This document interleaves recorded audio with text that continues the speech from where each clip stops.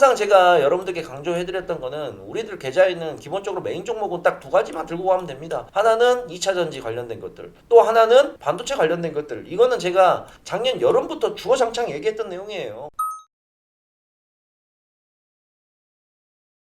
안녕하세요. AP투자연구소의 이호수입니다. 자, 오늘은 최근 저희 김용재 소장님께서 강조하시는 반도체와 2차전지 한번 살펴보려고 하는데요. 이렇게 투자를 해라, 절대 뭐 이런 내용은 아니지만 우리 주린이분들 최소한 이 정도는 알고 그 이상 공부를 해보셔야 한다 라는 목적으로 잘 한번 시청해 보시길 바랍니다. 오늘 영상 속의 자료들은 저희 고정 댓글 속 저희 홈페이지에도 공개를 할 예정이니까요. 궁금하신 분들은 다운받아서 더욱 자세히 한번 봐보시길 바라겠습니다. 자, 2024 반도체 당연히, 그리고 절대 HBM을 빼놓을 수가 없을 겁니다. AI 관련 수요가 늘어나며 HBM 수요 또한 증가하는 게 정말 확인되고 있는 상황인데요. 최근에 이제 마이크론이 호실적을 발표하면서 급등했었죠. 그리고 마이크론의 CEO는 뭐라고 말을 했느냐, 2025년까지 우리의 HBM 수준은 거진 완료되었다 라고 말을 하면서 우리의 기대감에 한 번 더 불을 지피고 확신을 주는 발언을 이어갔습니다. 그리고 또 올해 AI 서버의 출하량은 전년 대비 40%나 증가할 거라고 해요.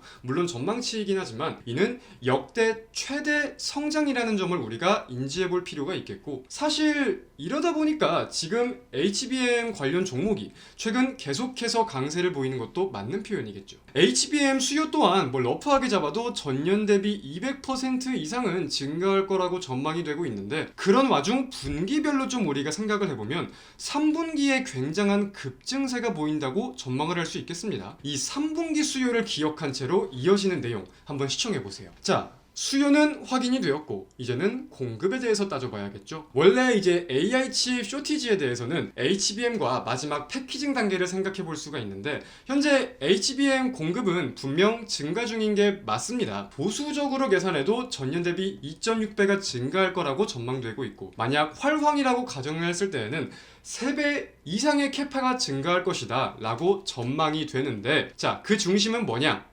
사실 엔비디아와 따라오는 SK하이닉스죠. 이 반도체가 계속해서 업데이트가 되다 보니까 HBM도 필연적으로 세대 교체가 이루어질 수밖에 없는 상황이에요. 그리고 현재 그 세대 교체는 SK하이닉스가 굉장히 발빠르게 잘 진행하고 있다. 그리고 이 세대 교체가 이루어지면 이루어질수록 HBM의 탑재량 또한 증가되면서 매출이 증가하는 점도 우리는 알아야 한다 까지 우리가 좀 이해를 해볼 필요가 있겠고요. 뭐 이거는 좀 미래의 얘기일 수도 있는데, 현재 엔비디아가 가장 크게 부각이 되는 데에는 다양한 내용들이 있지만 이 AI 반도체 GPU의 호환성이 타업체 대비 매우 좋아서 채택률이 정말 좋습니다. 그런 상황이에요. 다만 우리가 반대로 좀 생각을 해보자면 글로벌 빅테크 기업들 또한 현재 엔비디아 의존도를 낮추려고 노력하는 상황 속에서 어떤 그림이 이어질지 여부는 지켜볼 필요가 분명히 있겠습니다. 지금 이 엔비디아의 의존도가 높다는 게 증명이 되는 게, 아까 제가 3분기 수요 증가를 기억하라고 말씀드렸죠. 지금 엔비디아의 분기별 출하 전망을 보면 엔비디아의 3분기가 굉장히 급증할 것으로 확인이 된다. 이게 딱 맞아 떨어지고 있다 라는 점까지 한번 알고 있을 필요가 있겠습니다. 자, 그렇다면 공급은 수요에 따라 계속해서 증가하고 있고, 우리가 필연적으로 생각을 해야 하는 건 수익성, 그리고 그 핵심은 수율일 겁니다. 현재 SK하이닉스의 수율은 대략 60%, 그리고 삼성전자는 20%가 안 되는 수준으로 확인이 되고 있어요. 이거는 어떻게 해석을 해야 하느냐? 일반적인 D램의 황금 수율이 80%에서 90%라는 점을 감안한다면 수율 개선 여지는 분명히 남아있고 효율성을 위해 놓칠 수가 없는 문제이다 라고 이해를 할 수 있겠죠. 자, 이 수율 향상을 위해선 해외 업체들의 장비가 사실 좋습니다. 객관적으로 좋아요. 뭐 검사, 계측 이런 장비들. 그래서 전공정은 사실 현재로서 따라가기가 힘들고, 한국은 현재 이런 업체들이 후공정 장비 국산화와 관련해서 수혜를 받을 것이다 라고 관련주로 엮여 있고 꽤나 크게 부각이 되어 있기도 한데, 종목을 말씀드렸다고 절대 투자를 권유드리는 건 아닙니다. 현재 이런 내용으로 부각이 되고 있다 라고 이해를 하셔야 되는 거예요. 최근 좀 많이 오르면서 꽤나 높은 가격에 위치해 있는 것도 맞는 표현일 거고, 자, 뭐 그뿐만이 아니라 사실 사실 이 AI 반도체는 분명 계속해서 고점 논란이 이어지는 건 맞는 것 같습니다. 그리고 그러던 와중 3월 21일 수급에 특이점이 좀 생겨났어요. 반도체 이슈라면, 특히나 AI 쪽이라면 한국에서 뭐 HBSP, 이오테크닉스 이런 대표적인 종목들이 가장 부각이 많이 되었었는데, 이날은 마이크론의 호실적 발표 이후 대표적인 AI 반도체 종목들보다 정통적인 소부장 그리고 이 공정 관련주들이 좀 강세를 보였습니다. 그죠? 사실 뭐 이 AI 반도체라고 해서 기대감이 크다고 해서 365일 매일같이 갈 수는 절대 없는 걸 텐데, 우리는 여기서 한번 생각해 볼 필요가 있을 것 같아요. 분명한 순환매를 따져봐야 되는 거죠. AI 반도체와 정통적인 반도체 공정에 관련된 종목들의 순환매를 생각해 볼 필요가 있다는 겁니다. 이 정통적인 메모리들도 절대 이슈가 없는 게 아니거든요. 뭐 디램과 낸드 판가와 관련해서, 감산과 관련해서 우리 시청자분들도 기사를 한두 개씩은 확인을 해보셨듯이요. 자, 이 메모리 사이클은 보통 한 번 상승 사이클을 타면 최소 1년은 유지가 돼요. 그렇다면은 1분기가 보통 반도체의 비수기다, 여기에 우리가 포인트를 두어야 되는 게 아니라 2024 자체의 큰 그림을 보고 우리가 공부를 해야 되는 상황인 건데, 뭐 실제로 현재 1분기 디램 가격이 떨어지거나 하는 추세는 아니잖아요. 뭐 전분기, 전년 동기 대비해서 긍정적인 추세를 보이고 있는 것도 맞으니까. 그리고 최근 주요 이슈들을 좀 살펴보면 삼성전자가 DDR5 등의 요인을 가지고 메모리 실적 반등이 확인이 되었고, 올해 대한민국의 1, 2월 반도체 수출액은 전년 동기 대비 50%가 넘는 굉장한 성장세를 보이고 있는 것도 맞는 거다. 사실 이 메모리도 그렇고 모든 시장 가격에 대해서 가장 연관이 깊은 건 수요와 공급이잖아요. 근데 이제 작년에 대표적인 메모리 업체들이 감산을 좀 공격적으로 진행을 했고, 현재 가장 주력으로 집중하는 분야는 HBM인 것까지 맞습니다. 근데 우리가 여기서 포인트를 한번 바꿔서 생각을 해보면 D램의 공급이 그만큼 곧바로 회복이 되지는 못하고 있다는 거예요. 감산 이후에. 그렇다면은 수요 대비 공급 부족에 대해서 가격 상승을 더욱 기대해 볼 수도 있는 거고, ASP, 즉 평균 판매 단가가 상승하다 보니까 이익률 또한 추가적으로 개선될 수 있는 기대감까지 따져보고 우리가 공부해 볼 필요가 있는 거다, 말씀을 드릴 수 있겠습니다. 그리고 이 메모리를 좀 자세하게 들어가 본다면 저는 DDR5를 한번 소개를 드려보고 싶은데, 뭐 사실 DDR5 자체는 많이 들어보셨겠지만 전환율이 DDR4 대비해서 갑자기 급증을 하고 있는 상황은 아닐 거예요, 현재. 근데 우리가 여기서 공부해볼 포인트가 뭐가 있냐면, 아직까지 이 DDR5의 가격은 DDR4 대비해서 약 40%가량 비싼 것으로 추정이 됩니다. 이제 신제품이 출시가 된 것도 맞고 DDR5에 대한 프리미엄이 붙어 있을 수 있는 점을 감안해야 되는 게 있는데, 이 프리미엄이 언제까지 붙어 있지는 않을 거잖아요. 첫 번째로 생각해 볼 수 있는 포인트. 그죠? 그리고 이 DDR5는 DDR4 대비해서 칩셋의 크기가 큽니다. 크기 때문에 그만큼 판매 단가가 높아요. 그래서 거기에 대한 매출 증가도 우리가 함께 생각해 볼 수 있는 포인트겠는데, 현재 DDR5와 관련해서 좀 중요한 내용이라고 하면은 23년 4분기를 기준으로 봤을 때 대표적인 서버 업체들의 재고 수준이 7주에서 11주, 즉 길어야 11주 수준이었어요. 그렇다면은 이거는 1분기 중으로 소진이 될 수밖에 없는 상황인 건데, 그렇다면 당연히 필연적으로 새로운 주문을 낼 수밖에 없는 구조를 따져볼 수가 있는 거고, 여기서 우리가 DDR5 채택률이 올라갈 수 있는 가능성 한번 생각해 볼 수 있는 거겠고요. 대표적인 기대감을 가진 CPU라면 인텔의 에메랄드 래피드를 생각해 볼 수 있을 겁니다. 근데 이 에메랄드 래피드는 전작과 달리 DDR5만을 지원하기 때문에 이 DDR5에 대해서 2분기 3분기 우리가 한번 어떤 내용들이 나오는지 추적해 볼 필요가 있지 않을까라는 의견도 조심스럽게 한번 공유를 드리고 싶더라고요. 그래서 뭐 DDR5 관련주들도 최근에 좀 약간씩 거래량이 들어오는 모습들도 보이고 있습니다.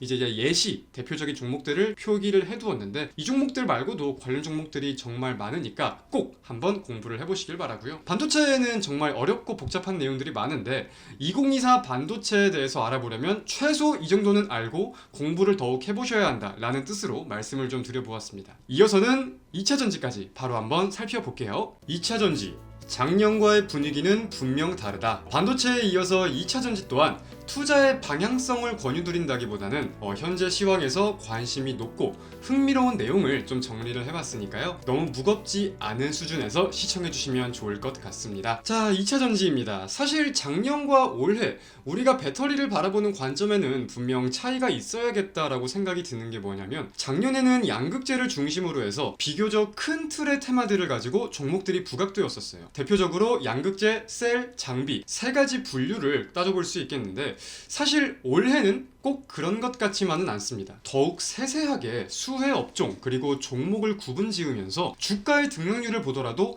업종별로 분명한 차별화가 이루어지고 있는 것 같아요. 이제 가장 최근 이슈라고 한다면 2024 인터배터리를 꼽아볼 수 있겠는데, 여기서의 메인 키워드는 전고체와 원통형 배터리였습니다. 그리고 시장의 관심 그리고 수급은 꿈의 배터리로 불리던 전고체로 굉장히 많이 움직였다, 이렇게 저는 사실 좀 느낌을 받았는데, 객관적으로 따져보면 이 전고체와 관련해서 인터배터리에서 무언가 새로운 내용은 사실 없기는 없었어요. 하지만 이게 시장의 상승 동력이었고 수급이 몰리는 이유라면 우리는 6월 인터배터리 유럽 또한 트리거가 될 수 있겠다는 생각을 가지고 일정을 체크해 볼 필요도 있는 거겠죠. 자, 지금 2차 전지는 어떤 상황이냐? 사실 최근까지만 하더라도 이 성장률 둔화에 대해서 많은 분들이 우려감을 표하셨습니다. 근데 이제 제가 내용들을 좀 보다 보면 조금씩은 업황이 개선되는 게 보이는 것 같아요. 그 대표적인 내용이라면 리튬 가격의 반등일 텐데, 작년에 양극재 기업들의 실적이 굉장히 저조했습니다. 이 대표적인 이유가 뭐냐면, 리튬을 들여올 때에는 굉장히 비싼 값에 들여왔는데 가공해서 납품을 할 때 보니까 리튬 시세가 많이 떨어져 있는 거예요. 근데 이 납품하는 구조를 살펴보면 납품 가격은 내가 들여오는 매입가가 아니라 공급할 때, 납품할 때 시점에 리튬 가격이 반영이 되거든요. 그래서 비싸게 사와서 싸게 팔아야 되니까 여기에 대한 손실을 좀 불가피하게 볼 수밖에 없는 구조였다, 이해할 수 있는 건데, 자, 지금 탄산 리튬 가격 추이를 보면 올해 1월 중 저점을 찍고 이제 반등이 조금 확인되고 있습니다. 그렇다면은 이제는 저가의 리튬을 들여와서 반등된 가격의 시세로 납품을 할 수 있다, 공급을 할 수 있다는 거에 대해서 좀 실적 기대감을 다시금 가져볼 수 있지 않을까라는 생각을 조금은 해볼 수 있을 것 같고요. 1월 중에 저점을 기록했으니까 이제 2분기, 3분기 실적 추이를 우리가 한번 지켜볼 필요가 있겠습니다. 그리고 2차 전지 1월달 판매량은 좀 성장하는 모습을 보였습니다. 다만 좀 차이가 굉장히 컸던 게 뭐냐면,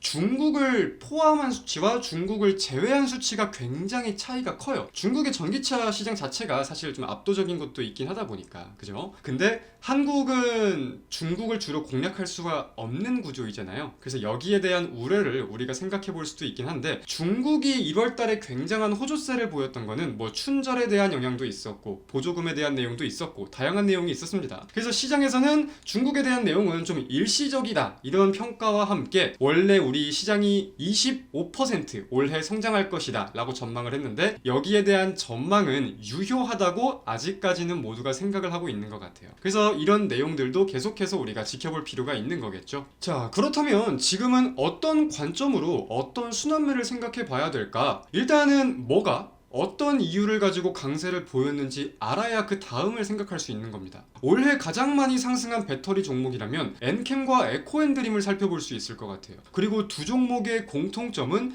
FEOC에 대한 수혜가 기대되는 종목이었다, 이렇게 정리를 할 수 있겠는데, 사실 소재와 원자재에 대해서는 중국의 비중이 굉장히 높잖아요. 그리고 미국은 그러한 중국의 비중을 낮추려고 엄청나게 힘을 쓰고 있는 상황이고, 그럼 중국의 비중이 낮아지면 그 반사수혜는 어디가 얻느냐? 대한민국인 거죠. 그래서 첫 번째가 여기에 대한 반사수의 기대감일 거고, 두 번째는 원래 중국의 의존도가 높았는데 이게 내려가는 만큼 사실 공급이 곧바로 이어질 수는 없을 거예요, 중국만큼. 그렇기 때문에 여기에 대한 단가 상승 기대감까지도 우리가 함께 한번 생각해 볼 수 있지 않을까라고 여겨보고 있습니다. 그래서 이 FEOC 우리가 한번 좀 공부를 해봐도 좋을 것 같은데, 그렇다고 해서 이 FEOC 관련주들이라고 할 만한 게 사실 모조리 상승하는 것은 아니에요. 아까도 말씀드렸듯이 지금은 테마가 굉장히 세분화되어 있는 상황입니다. 이에 대해서 우리가 포인트를 좀 잡아본다면, FEOC 적용 연도는 언제부터인지, 해당 품목에 대해 중국 의존도는 어느 정도인지,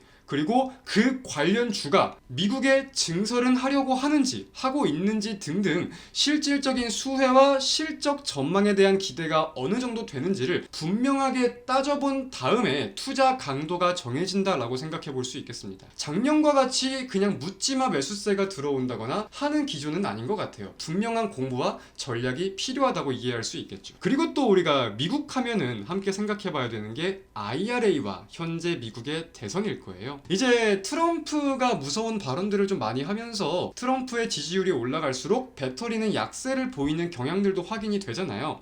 결국 주식은 미래를 반영한다는 점에 대해서 이런 한마디 한마디의 우려감을 가지고 변동성을 보인다 이렇게 이해를 할 수 있는데 저는 이런 가능성도 따져볼 필요는 있겠다고 봐요. 물론 한국도 그렇지만 미국도 이 공산주의가 아닙니다. 대통령의 힘이 분명히 센 게 맞지만 미국은 이 지방 의회들의 힘이 굉장히 세요. 근데 이 지방 의회들이 지금 자체적으로 IRA라는 법안을 가지고 기업들의 세제 혜택을 주고 보조금을 지원하고 하는 내용들을 실제로 진행을 하고 있는데 그러한 IRA를 쉽게 폐지할 수 있다? 대통령의 말 한마디로 이거는 우리가 다시 한번 생각해 볼 필요도 있겠다고 조금은 여겨볼 수 있겠고 실제로 좀 이런 내용들도 있었습니다. 지난 대선 당시에 트럼프를 지지하는 주에서 지금 IRA의 기조가 굉장히 좀 확대되면서 진행이 되고 있다고 해요. 바이든을 지지했던 지역들보다 트럼프를 지지했던 지역들의 IRA 수혜가 지금 더욱더 크기 때문에 트럼프의 기조가 어떻게 변할지는 사실 아무도 모르는 거다. 미래는 절대적인 불확실성입니다. 그렇기 때문에 우리는 단방향의 100% 베팅을 할 수는 없겠지만 이 기조가 변해갈 수 있는 시나리오는 항상 그림을 그려보면서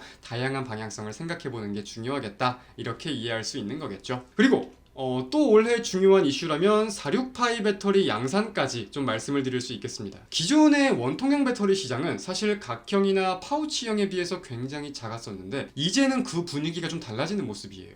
그리고 거기에 대한 트리거는 46파이가 등장하면서 원통형이 부각되고 있는 모습이다. 많은 분들이 알고 계시듯 이 테슬라의 사이버 트럭이라는 차종이 4680 원통형 배터리를 채택했고 이어서는 미국과 유럽의 대표적인 완성차 기업들도 4680 등등 46파이 원통형에 관심을 가지고 채택률을 올리는 게 눈으로 확인이 되고 있는 상황인 거잖아요. 그죠? 그렇다면 여기서 대한민국은 어떤 기조를 보이느냐? 3사 모두 46파이 원통형에 진출하는 계획을 발표를 했고 실제로 LG에너지솔루션은 올해 3분기 삼성 SDI는 내년 초에 양산을 할 계획이라고 하는 거죠. 대표적으로 LG에너지솔루션은 테슬라, 삼성 SDI는 GM과 같은 고객사를 좀 따져볼 수 있을 것 같아요. 지금 이제 제가 관련된 좀 대표적인 종목들을 몇 가지 가져왔는데 사실 관련된 내용을 가지고 납품하는 기업은 굉장히 많습니다. 그럼 우리는 여기서 대장 수혜주를 어떻게 찾아야 되는 거냐?